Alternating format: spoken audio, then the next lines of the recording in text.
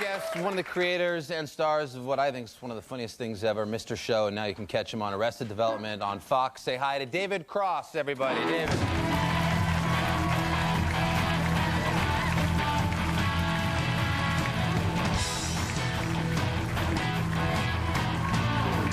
What's going on, pal? What do you got here? Can I ask about that? Is that not your mic?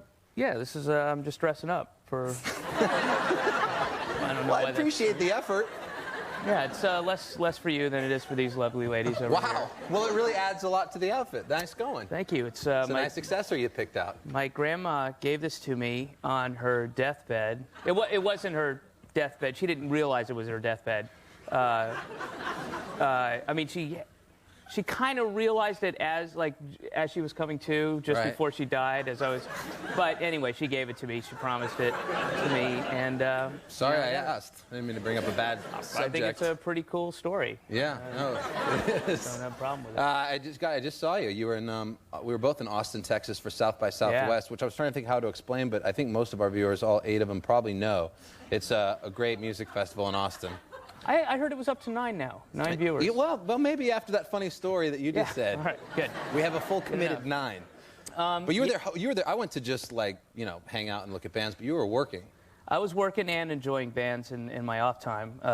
It was amazing. I really did question whether, when I got there, first of all, you got to know there's I don't know how many, but 2,000 acts or something like that. There's 1,500 acts in just 50 bars, all within walking distance. It's amazing, and if you can go, because in a lot of great, indie bands, every musical spectrum, and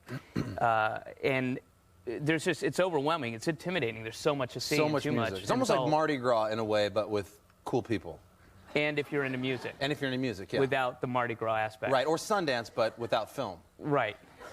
Sure. Or nobody's going to go to South by Southwest after that explanation. No, it's great. It's great. There were so many great bands. Who was your favorite band that you saw?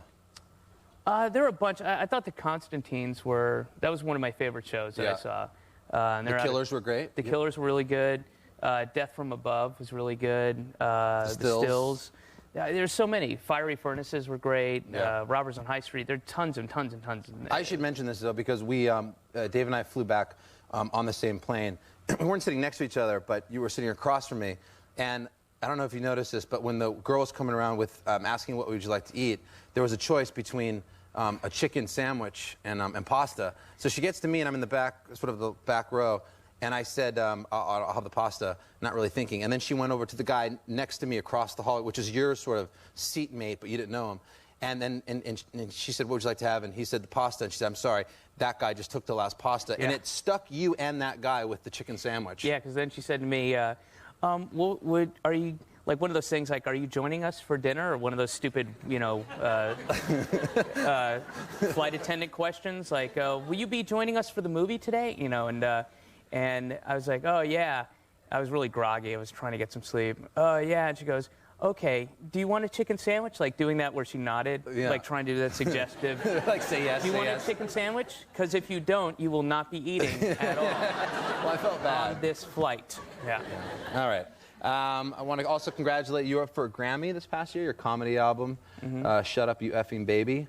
That's the name of the album. And the name of the album is Shut Up You Baby. But I think for TV, you have to say that. You're not worried about this whole FCC thing?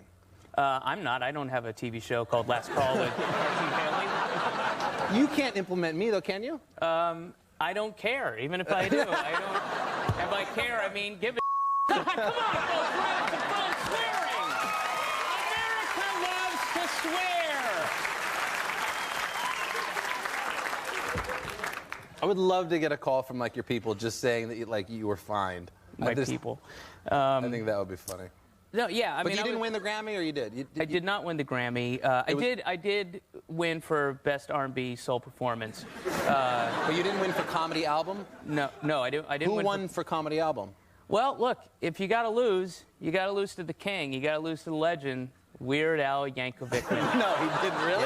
Yes. He really did win? He won. That's one of those, like, dead or alive questions. Look, the name of the CD was Poodle Hat. I mean, already, I don't have to listen to it. I love it. Just goes to show you, if anybody out there is questioning whether the Grammys are on top of things, they are. Yeah. Weird Al won. They've got their finger on the button. Well, I'm sorry about that. Or did you run into Weird Al? I didn't go. I did not go to the Grammys. I went to the parties. But I wasn't going to sit through that crap with Phil Collins and Sting and all that garbage. Yeah. You know, the Grammys are awful. They're terrible. It's the anti-South by Southwest. I mean, whatever wins is usually just the lamest thing. Right. You know, that they have to offer in that category. Well, you don't seem too bitter about it. I'm not bitter. I don't care. I didn't expect to win. There is no way I'm going to win a Grammy for an album called Shut Up, You Baby. And although I would have loved to have heard them announce it, that would have been great. And plus the track listings had nothing to do with the content. Right. You know, I just wrote these kind of wacky comedy club type titles, like Diarrhea Mustache and stuff like that, that had nothing to do with the content. Right. So there's no way I'm going to win. They're not going to listen to it. I don't care. Right. Fine. Well, let's move on. Things are obviously... Things seem to now, I mean, despite the loss to Weird Al, seem to really be picking up, because I understand that you're just starting now to really get all over the place and on magazines. In fact, you just did the cover for next month's Rolling Stone. Yeah. And I always talk about the photo shoots for Rolling Stone. How was that shoot? You know, it's one of those things where it was beautiful, twilight, and they let me direct pretty much what I wanted to do. Which is cool, because they don't always do that. No, they don't. And but I think when you're somebody at my level, I finally get to, and it was cool. It was really fun, and yeah. We got a copy of it before it hit stands. Let's show the. There it is. Yeah. That looks a little familiar. Yeah. It actually says on it, David Cross surviving. What's that? Hurricane Jennifer. Yeah. How did you survive Hurricane Jennifer? Well, it was rough, I mean, it took a little. I needed a lot of me time, and look, Ben Affleck and J-Lo aren't just a couple to themselves; they're America's couple, and I'm part of America. Yeah, that's your connection. Yeah, it was pretty devastating, and I ate a lot of pie, All right. You and Ben Affleck both are on Celebrity Poker. I know he plays. I read about him playing a lot. I didn't know. He played and lost, I believe. I played and won, so that's a little bit of a difference. How long have you been playing? I've been playing for over 3 months now. Right. That doesn't seem like a very long time. It's not a long time at all. Did you have to muster up some courage to actually go on television and play? I mean, playing with friends is one thing. Not at all. I just, as did most people, I was just drinking and partying. It was in Vegas. They fly you out there, and I went out there with my girlfriend, and I probably got to sleep at like 6 in the morning, and then had to get up at 10:30 and go down to the makeshift makeup place and go and play. And I wore my robe, and... but you're into it. Like, you already went and did that. Now you're going back to Vegas again? Yeah, I'm going back next week and doing... For the Celebrity Poker thing? Mm-hmm. And who are you going to play with this time? The initial table is going to be everybody else from Arrested Development. Or not everybody else, but it'll be an Arrested Development table. So it'll be Jason Bateman, Will Arnett, Judy Greer, and Jeffrey Tambor. Right. The show's getting incredible response to it. What is it about the show that has made you decide to be a full-time cast member? Because you're not really... Are you talking about Last Call with Carson Daly? No, or I'm talking about the other show, Arrested Development. Yeah. Although you have been on this show far too many times. I've been on here a lot. Thrills me. No, I love it. It's great. Free water, No,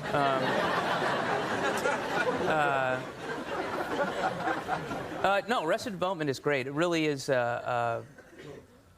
truly like one of the more unique shows and funny and challenging shows. I mean, challenging not intellectually so much, but in a comedy way. There's so much going on. It's the writing is amazing. The cast is great, and every time I talk about it, I feel so corny and trite. Like, I remember growing up, and you see people on panels going like, "Oh God, Will and Grace is we're all a family," and you shut up, But we really are a family, so I'm going to shut up. And does this take you to shoot in L.A.? Yeah, that's one. How do you like shooting out there? I hate it. I don't like L.A. at all. I mean, it's just so boring. Home of the Grammys. Yes. I don't like L.A. I don't care for it. Well, what is it about L.A.? Is it's boring. The people?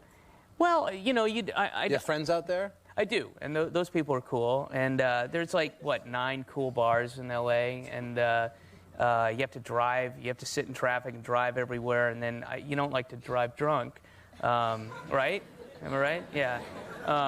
And there's not enough speed to counteract the alcohol out there, and it's all, it's a problem. It's a big problem for me. And no, but I don't do that when I'm working, obviously. But I don't. But yeah. When did you have time to work on this new project?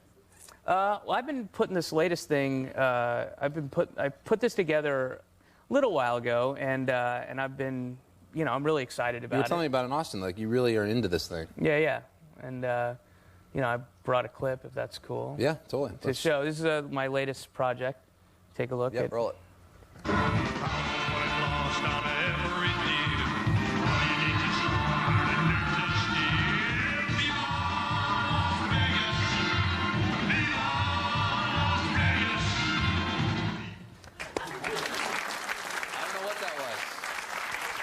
I have no idea what that was. What the hell was that? Were you in that? No. God, no. I had nothing to do with that. This is your latest project. Yeah, that's a tape of Jim Belushi singing "Viva Las Vegas," and I've just been taking it to different talk shows. That's the project? Yeah, just showing people, what an idiot Jim Belushi is, and how vastly talented he is. And it's my project. I've decided to take it on. Yeah. Well, that's nice. Thanks for sharing that with us. Doing it for America, Yeah, and they appreciate it. I also want to mention that you're in Eternal Sunshine of the Spotless Mind, which I regretfully have not seen, but I'm hearing obviously great things about that. It's really great. Yeah, I'm not just saying that. I'm in it for a little bit. No, but I hear you're more than just, in it for a minute. A minute and a half, whatever, fine. Yeah. It's not, no, but it's a great movie. Michel Gondry directed, Charlie Kaufman script, Kate Winslet, Jim Carrey. It's great. It's really highly recommended. What is so great about Jim Carrey in this film for people who haven't seen it? Because people are saying he's just really, really good in it. He's good. He's not being crazy and goofy. He's acting very naturally, humanly, and it's kind of a poignant movie. Not that that's the thrust of the movie, but there is humanity and poignancy. I'm sorry. It's to hard it. to just take you serious with the thing on. It's shining in my eye. It's a brooch. It's my Nana's brooch. I know. It's just almost distracting to the point of blindness. It's just I'm totally into status, it's You look like you're on the Star Trek Enterprise with that thing. You're gonna beam me up, Scotty. Yeah. No, I'm just kidding. I'm kidding. No, that's funny. That's the new comedy album. Beam me up, Scotty. There's no intelligent life on this planet. I love it. It's fun. It's fun. Yeah. I bet you honestly didn't think you were gonna do that joke when you put that thing on an hour ago. I didn't. New comedy album is called It's Not Funny. It's out May 4th. What's going to be on this album?